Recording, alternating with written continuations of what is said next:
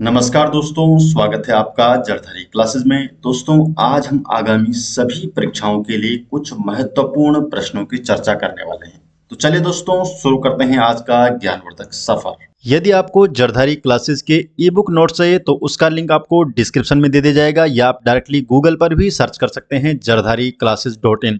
आपको हमारे ई book store में मिल जाएगा 100+ उत्तराखंड एग्जाम के सोल्व पेपर, उत्तराखंड हिस्ट्री के नोट्स, उत्तराखंड डिस्ट्रिक्ट सीरीज के नोट्स, रीजनिंग के नोट्स, जनरल हिंदी के notes, Uttarakhand current affair, national current affair, international current affair और model paper and MCQ set भी आपको हमारी वेबसाइट में देखने को मिल जाएगा, जो कि आपके complete UKPSC, UK triple SC के एग्जाम के लिए काफ़ी महत्वपूर्ण साबित होने वाला है। क्वेश्चन नंबर 1 है, निम्नलिखित दर्रों में से कौन सा एक उत्तराखंड राज्य में स्थित नहीं है?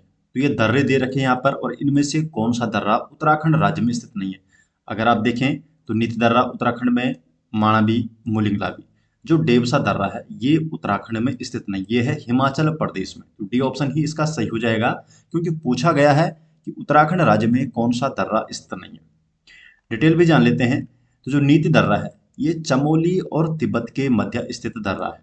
जो माणा दर्रा ये भी चमोली तिब्बत के मध्य स्थित है। मुलिंगला ये उत्तरकाशी तिब्बत के मध्य स्थित है। लेकिन जो डेबसा दर्रा है दोस्तों, ये हिमाचल प्रदेश के कुल्लू और स्पीति जिलों के बीच स्थित है। तो डेबसा दर्रा कहाँ है? हिमाचल प्रदेश में। क्वेश्चन नंबर 2 है, निम्नलिखित में से कौन से पुरावशेष का संबंध श्रीनगर गढ़वाल से नहीं है? तो श्रीनगर गढ़वाल से किन पुरावशेष का संबंध नहीं है? तो देखिए, केशवराय मठ ये श्रीनगर संबंध है।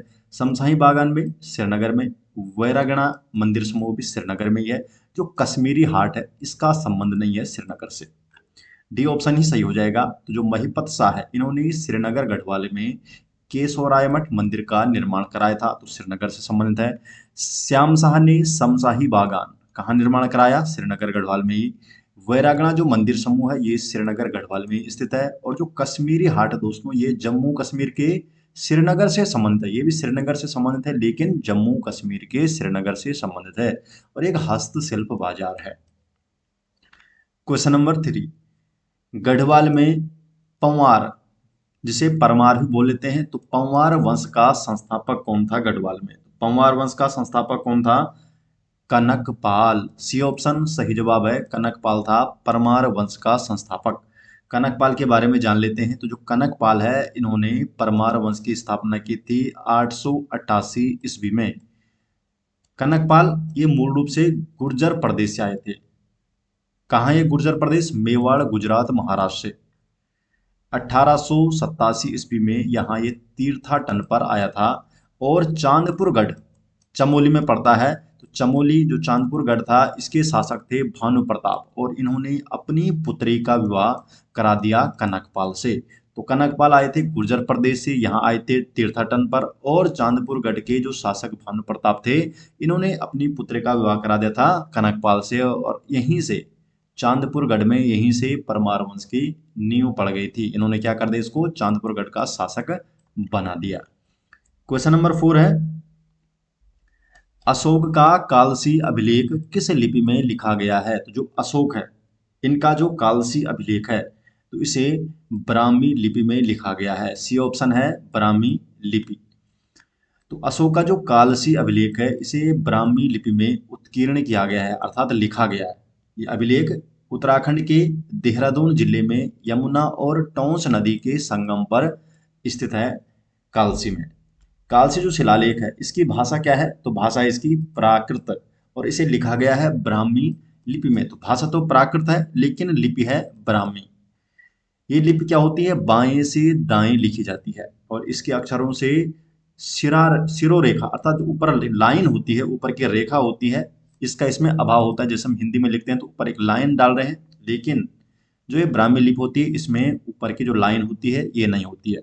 अशोक के जो अधिकांश शिलालेख है ये पूर्वी भारत में ब्राह्मी लिपि में लिखे गए हैं, जबकि पश्चिम की तरफ जो पश्चिम क्षेत्र है जैसे पाकिस्तान की तरफ, यहाँ पे खरोष्टी लिपि में ये पाए गए हैं अभिलेख। जो कालसी अभिलेख है ये 14 प्रमुख शिलालेखों में से 13वां शिलालेख के रूप में जाना जाता है। इसमें अशोक की धम्म नीतियां, पशु बलि पर प्रतिबंध, मानव एवं पशुओं के लिए चिकित्सा सुविधाओं और युद्ध के स्थान पर धर्म विजय के सिद्धांतों का उल्लेख किया गया है। तो कालसी अभिलेख में ये चीजें यहाँ पर उल्लेखित की गई है। शिलालेख पर हाथी की आकृति उत्तीर्ण की गई है, जिसमें नीचे संस्कृत शब्द में लिखा गया है गजतमे। तो गजतमे लिखा गया है इसमें, काफी इंपॉर्टेंट है। और ये हाथी बुद्ध के गर्भ में आने के प्रतीक के रूप में ये दर्शाया गया है। इसकी खोज हुई थी, जो कालसी अभिलेख है, 1860 ईस्वी में ब्रिटिश अधिकारी जॉन फॉरेस्ट ने की थी। तो जॉन फॉरेस्ट ने की थी 1860 में। और ये उत्तर भारत में अशोक का एकमात्र शिलालेख है। इसमें कालसी क्षेत्र को कहा गया है अपरांत, और यहाँ जो निवासी हैं, यहाँ के जो लोग हैं, इन्हें कहा गया है पुलिंद। तो देखिए कितने सारे पॉइंट इसमें आ चुके हैं एक एक क्वेश्चन में, ये मैंने यहाँ पर आपको करा दिए। सभी इंपॉर्टेंट पॉइंट मैंने आपको यहाँ पर साथ साथ में बता भी रहा हूँ। क्वेश्चन नंबर 5 है, निम्नलिखित में से कौन एक नृत्य का रूप नहीं है? तो इनमें नृत्य का रूप कौन सा नहीं है, ये आपको बताना है। नृत्य का रूप कौन सा नहीं है? तो देखिए झोड़ा नृत्य है, चांचरी भी नृत्य है, थड़िया नृत्य है, लेकिन जो बिनाई है ये नृत्य नहीं है। तो यही आपका सही आंसर हो जाएगा, क्योंकि आपको पूछा गया है नृत्य का रूप इनमें से कौन सा नहीं है। तो बिनाई क्या है? एक पारंपरिक ये वाद्य यंत्र है। ठीक है दोस्तों, तो ये भी आपको पता होना चाहिए कि आखिर ये है क्या चीज, क्योंकि कई बार क्वेश्चन वहीं से भी आ सकता है। अब देखिए जान लेते हैं इनके बारे में। थड़िया नृत्य के बारे में पहले जानते हैं। तो थड़िया नृत्य क्या है कि विवाहित युवतियों द्वारा मायके आने पर बसंत पंचमी से विषुवत संक्रांति तक किया जाता है। थड़िया शब्द का मतलब ये है ठाड़ या चौक, खलियान जिसको आप बोलते हैं। और ये प्रेम, स्नेह और सहयोग का प्रतीक नृत्य है, जो बसंत ऋतु की लंबी रातों में सामूहिक मनोरंजन के लिए किया जाता है। दूसरा है चांचरी नृत्य। चांचरी नृत्य ये माघ माह की चांदनी रातों में स्त्री और पुरुषों द्वारा गोल घेरे में किया जाता है चांचरी नृत्य। और इसमें जो मुख्य गायक होता है ये हुड़की बजाते हुए बीच में नाचता है। तो जो मुख्य गायक जो वो कर रहा होता है, लीडर होता है वहां पे, समझ सकते हैं आप, तो ये बीच में बजा रहा होता है हुड़की, और सभी लोग स्त्री पुरुष गोल घेरे में नाच रहे होते हैं। कुमाऊं में इसे ही, जो चांचरी नृत्य है, कुमाऊं में इसका एक रूप है जिसे झोड़ा नृत्य कहते हैं। और चांचरी जो नृत्य है, तो वहां पर जो गीत गाए जाते हैं इन्हें चांचरी गीत कहा जाता है। अब जो जोड़ा है, तो जो गढ़वाल में चांचरी है, यही कुमाऊं में जोड़ा नृत्य हो जाता है। तो कुमाऊं में होली के बाद बसंत ऋतु में किया जाने वाला ये श्रृंगारिक नृत्य है। आयु की सीमा इसमें होती नहीं है। पुरुष पारंपरिक पोशाक पहनते हैं। गायक जो होता है ये बीच में हुड़की बजाकर नाचता है, और गीतों को बोला जाता है झोड़ा गीत। अब देखते हैं जो बिनाई है। तो बिनाई क्या था? तो ये उत्तराखंड का एक पारंपरिक वाद्य यंत्र है, जिसका उपयोग अक्सर लोक संगीत में किया जाता है। और ये एक प्रकार का सुशिर वाद्य यंत्र है, अर्थात जिसे मुंह से बजाया जाता है। तो मुंह से बजाने वाला ये यंत्र है बिनाई। ठीक है दोस्तों, अब देखिए आपके एक क्वेश्चन के साथ चार चार क्वेश्चन हो रहे हैं। और अगर आप ऐसे ही डिटेल में स्टडी करना चाहते हैं, डिटेल में पढ़ना चाहते हैं, तो जरधारी क्लासेस की प्लेलिस्ट बनी है, आप वहां से डिटेल में भी पढ़ सकते हैं। और इसके अलावा जरधारी क्लासेस के आप डिटेल नोट्स भी ले सकते हैं। डिटेल नोट्स के लेने के लिए आपको लिंक डिस्क्रिप्शन में दिया गया है, या आप डायरेक्टली गूगल पर भी सर्च कर सकते हैं jardhariclasses.in, और यहाँ पर आपको जरधारी क्लासेस के डिटेल नोट्स एवं मॉडल पेपर और करंट अफेयर के नोट्स भी यहाँ पर देखने को मिल जाएंगे। दोस्तों यहाँ पे मैं आपको डिटेल में बता रहा हूँ, तो आपको क्या करना है, आपको कॉपी और पेन अपने पास रखनी है, और ये जो डिटेल जो पॉइंट मैं आपको बता रहा हूँ ये आपको नोट भी करते जाने हैं, ताकि एग्जाम में आपके लिए काफ़ी ये महत्वपूर्ण साबित हो सकते हैं। क्वेश्चन नंबर 6 की तरफ बढ़ते हैं। उत्तराखंड का कौन सा जिला अंतर्राष्ट्रीय सीमा के साथ स्थित नहीं है? अर्थात अंतर्राष्ट्रीय सीमा कौन नहीं बनाता है उत्तराखंड का? इनमें से कौन सा जिला ऐसा है जो अंतर्राष्ट्रीय सीमा नहीं बनाता है?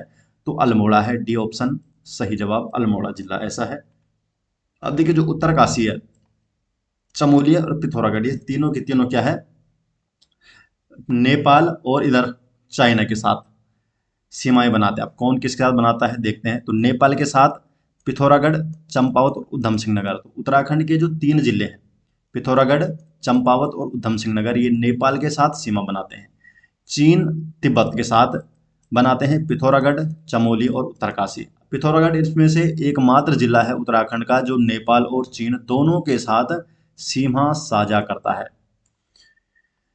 4 जनपद भी ऐसे हैं, जैसे टिहरी हो गया, रुद्रप्रयाग हो गया, बागेश्वर हो गया, अल्मोड़ा।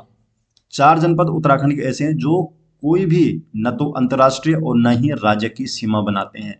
ये बिल्कुल क्या है, उत्तराखंड के बीच वाले जिले हैं जो न किसी राज्य से सीमा बनाते हैं और न ही अंतर्राष्ट्रीय सीमा बनाते हैं। तो 4 जनपद ऐसे हो गए। और नेपाल के साथ 3 जनपद बनाते हैं और तिब्बत के साथ भी 3 जनपद सीमा साझा करते हैं। और इसमें उत्तराखंड पिथौरागढ़ महत्वपूर्ण हो जाता है, क्योंकि पिथौरागढ़ क्या है, नेपाल और चीन दोनों के साथ सीमा साझा करता है। क्वेश्चन नंबर 7 है, उत्तराखंड के निम्न दर्रों में से कौन काली नदी के उद्गम स्थल के निकट स्थित है? तो काली नदी के उद्गम स्थल के निकट कौन है दोस्तों? तो लिपुलेख जो दर्रा है, ये काली नदी के उद्गम स्थल के निकट है। तो सी ऑप्शन सही जवाब हो जाएगा। अब देखिए, काली नदी जिसे आप शारदा नदी के नाम से भी जानते हैं, इनका उद्गम स्थल, जो इसका उद्गम स्थल है, यह है काला पानी क्षेत्र। कहाँ पड़ता है? पिथौरागढ़ जिला में। पिथौरागढ़ जिले में पड़ता है, काला पानी क्षेत्र से निकलती है काली नदी और लिपुलेख दर्रे के निकट है ये। और ये दर्रा भारत चीन सीमा पर स्थित है और तिब्बत के साथ व्यापार और तीर्थ यात्रा मार्ग के रूप में प्रसिद्ध है। लिपुलेख दर्रा तो काफी इंपॉर्टेंट हो जाता है अपने आप में लिपुलेख दर्रा। अगर बात करें जो और दर्रे हैं यहाँ पर, नीति, माणा, मिलम, इनके बारे में भी जान लेते हैं। तो जो माणा है, ये चमोली में भारत तिब्बत सीमा पर बद्रीनाथ के पास स्थित दर्रा है। नीति है, चमोली में नीति घाटी को तिब्बत से जोड़ता दर्रा है ये। जो मिलम दर्रा है, ये पिथौरागढ़ में मिलम ग्लेशियर के पास गोरी गंगा नदी का उद्गम स्थल है यहाँ पर। और जो लिपुलेख दर्रा है, लिपुलेख दर्रा तो मैंने आपको बता दिया, एक पॉइंट और नोट कर लीजिए। लिपुलेख दर्रे के जो पास जो काला पानी क्षेत्र है, यहाँ पर भारत नेपाल सीमा का ये विवाद का केंद्र भी रहा है। तो भारत नेपाल सीमा का विवाद केंद्र का जो दर्रा है वो कौन सा है? लिपुलेख दर्रा है। तो ये भी इंपॉर्टेंट हो जाता है। क्वेश्चन नंबर 8, दूधतोली पर्वत श्रेणी द्वारा पृथक किए गए नदी बेसिनों के सही युग्म का चुनाव करें। पूछा क्या गया है? तो जो दूधतोली पर्वत श्रेणी है, तो इसके द्वारा किन किन नदियों को अलग किया जाता है, तो ये बताना है आपको। तो सही जवाब इसका, जो दूधतोली पर्वत श्रेणी है, ये पिंडर और रामगंगा जो नदी है, इनको अलग करता है। तो सी ऑप्शन, पिंडर और रामगंगा बेसिन जो नदी घाटी है, इनको अलग करता है दूधतोली पर्वत श्रेणी। तो जो दूधतोली पर्वत श्रेणी है, ये उत्तराखंड में एक महत्वपूर्ण जल विभाजक है और ये पिंडर और रामगंगा नदी घाटियों को अलग करता है। तो सी वाला ऑप्शन सही हो गया। दूधतोली पर्वत श्रेणी को ही उत्तराखंड का पामीर भी कहा जाता है। तो ये भी इंपॉर्टेंट पॉइंट है नोट करने के लिए। उत्तराखंड का पामीर किसे कहा जाता है? तो दूधतोली पर्वत श्रेणी को। और ये श्रेणी पश्चिमी रामगंगा नदी के उद्गम स्थल है। इसके साथ ही ये पूर्वी नयार, पश्चिमी नयार और आटागाड़ का भी ये स्रोत है। दूधतोली श्रेणी से ही ये सारी नदियां निकलती है। पिंडर नदी के बारे में जान लेते हैं। जो और नदियों की यहाँ पर बात हुई है, तो इसके बारे में जानते हैं। पिंडर नदी इसे कर्णगंगा के नाम से भी जाना जाता है। तो ये भी इंपॉर्टेंट नोट है। और ये अलकनंदा की एक प्रमुख सहायक नदी है। पिंडर नदी का जो उद्गम है, ये उत्तराखंड के बागेश्वर जिले में पिंडारी ग्लेशियर से होता है। क्वेश्चन नंबर 9, महान शहीद चंद्रशेखर आजाद अपनी युवा टीम के साथ दुगड्डा के निकट नाथुपुर में निम्न में से किसके आमंत्रण पर रुके थे? तो किसके आमंत्रण पर रुके थे? तो सही जवाब इसका भवानी सिंह के आमंत्रण पर। तो भवानी सिंह के आमंत्रण पर चंद्रशेखर आजाद अपनी टीम के साथ दुगड्डा के निकट नाथुपुर में रुके थे। तो जो महान क्रांतिकारी चंद्रशेखर आजाद है, अपनी युवा टीम के साथ 1930 में, तो सन भी नोट करने वाली बात है, 1930 में दुगड्डा के निकट नाथुपुर में भवानी सिंह रावत के निमंत्रण पर इन्होंने यहाँ पर प्रवास किया था। भवानी सिंह क्या थे? स्वयं एक क्रांतिकारी थे और उन्होंने चंद्रशेखर आजाद को दुगड्डा के वन क्षेत्र में शस्त्र प्रशिक्षण के लिए आमंत्रित किया था। और इसी स्थान पर उनकी स्मृति में अब आजाद पार्क बनाया गया है। तो आजाद पार्क कहाँ है? तो ये भी इंपॉर्टेंट हो जाता है। तो आजाद पार्क कहाँ है? तो ये आपको बता दिया है, दुगड्डा के निकट ही है, दुगड्डा में ही है आजाद पार्क। क्वेश्चन नंबर 10, उत्तराखंड के किस जिले में नंदा देवी राष्ट्रीय उद्यान स्थित है? तो जो नंदा देवी राष्ट्रीय उद्यान है यह है आपका चमोली में। ए ऑप्शन सही जवाब है।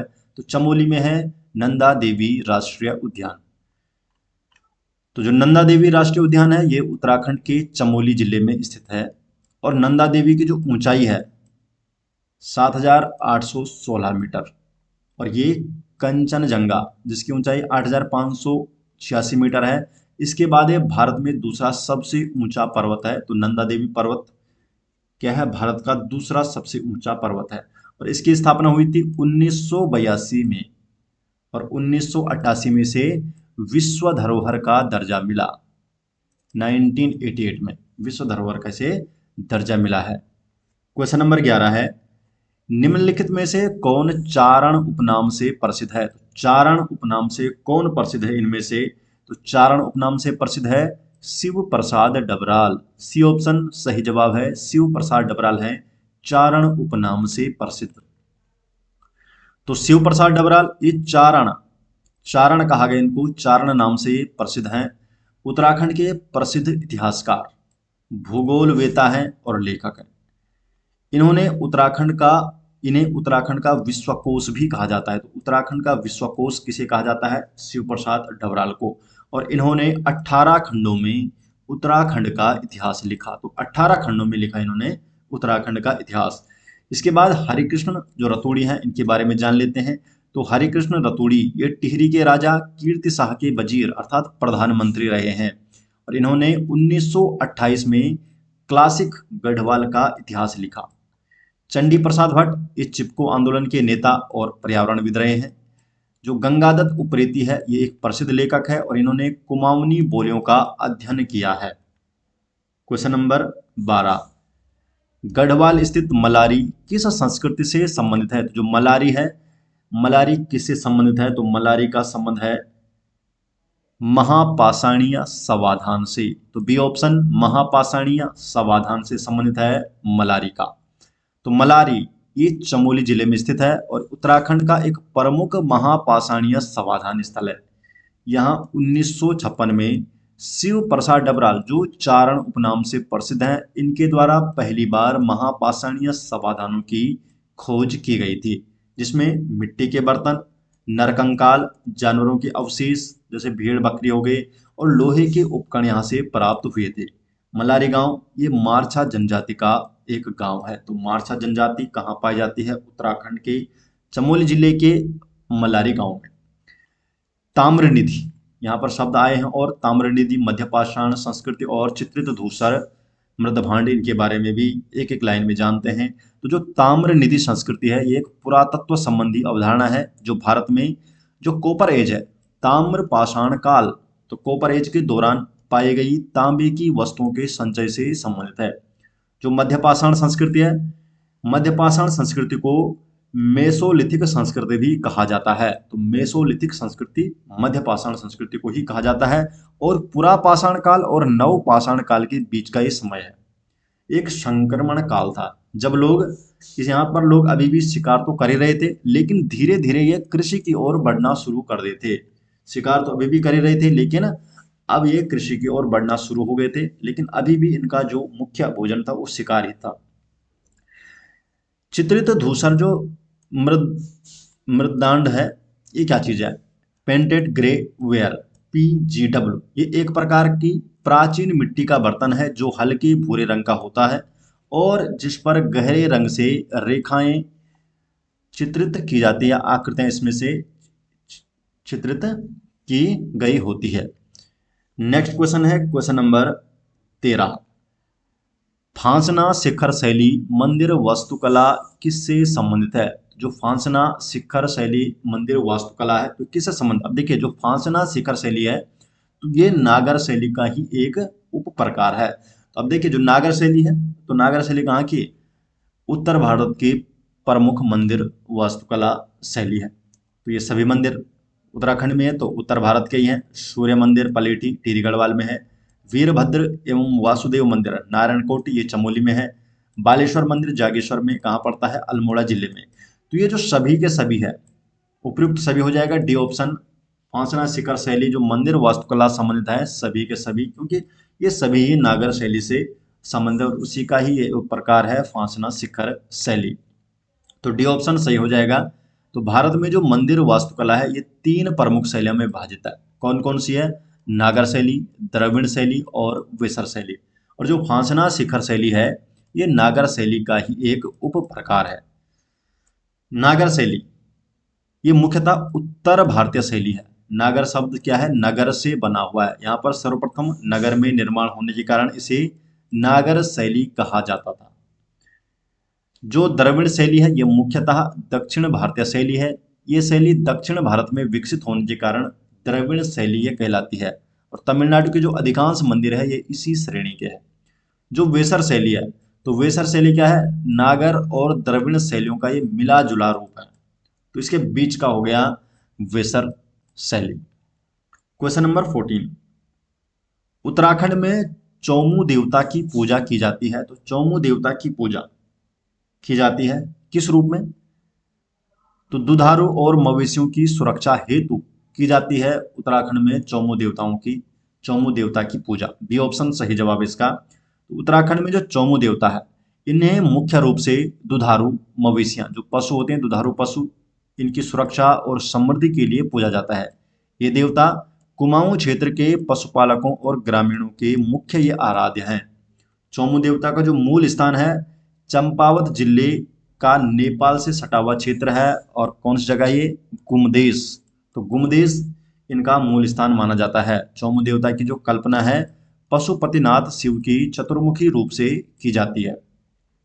क्वेश्चन नंबर 15, घी संक्रांति पर्व का अन्य स्थानीय नाम क्या है? तो जो घी संक्रांति पर्व है तो अन्य स्थानीय नाम क्या है?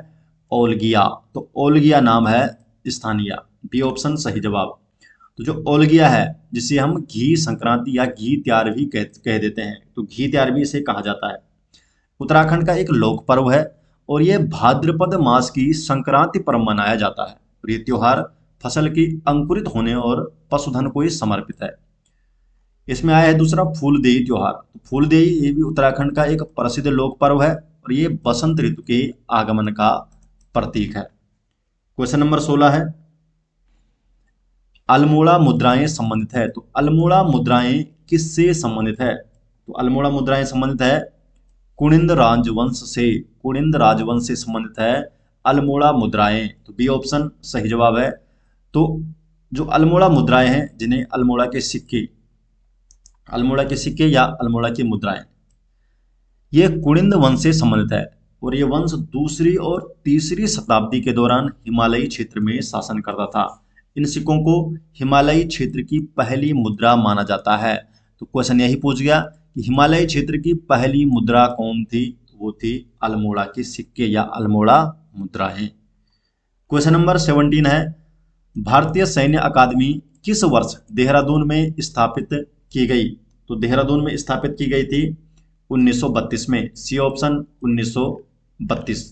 तो भारतीय सैन्य अकादमी, इंडियन मिलिट्री अकादमी की स्थापना 1 अक्टूबर 1932 को देहरादून में की गई थी। और इसके संस्थापक तत्कालीन भारतीय commander in chief field marshal sir Philip Walhouse Chetwode, direct बोल लेते हैं सर फिलिप चैटवुड, तो भारतीय सैन्य अकादमी के संस्थापक हैं। 1 अक्टूबर 1932 को आईएमए की स्थापना देहरादून में की गई थी।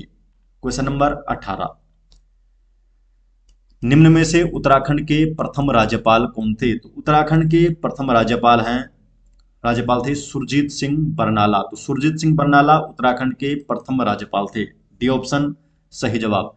तो सुरजीत सिंह बरनाला उत्तराखंड के प्रथम राज्यपाल थे और 9 नवंबर 2000 से 7 जनवरी 2003 तक के इस पद पर इन्होंने कार्य किया। क्वेश्चन नंबर 19, निम्नलिखित में से कौन एक सही सुमेलित नहीं है? तो इनमें सही सुमेलित कौन सा नहीं है? तो सही सुमेलित कौन सा नहीं देगा? तालेश्वर दानपत्र ये अल्मोड़ा में है, बिल्कुल सही है। कंडार दानपत्र चंपावत, ये गलत है। कंडार जो दानपत्र है ये भी अल्मोड़ा में ही है। और अब एक ही तो गलत होगा ना, सुमेलित नहीं। तो पांडु के साथ दानपत्र चमोली में ही है, भूदेव की प्रशस्ति बागेश्वर में, सही है। तो बी ऑप्शन हो जाएगा कि यही इसमें सुमेलित नहीं था। तो देखिए जो कंडार दानपत्र है ये अल्मोड़ा के कंडार क्षेत्र से प्राप्त हुआ था और ये कुमाऊं क्षेत्र की ऐतिहासिक भूमिदान प्रथाओं से जुड़ा हुआ है। अब जो अन्य है यहाँ पर दान पत्र, तालेश्वर दान पत्र, तो तालेश्वर दान पत्र ये अल्मोड़ा से प्राप्त हुआ और 6ठी शताब्दी के ब्रह्मपुर नरेशों, जिसमें आ गया द्विजवर्मन और विष्णुवर्मन के शासनकाल का ये उल्लेख करता है।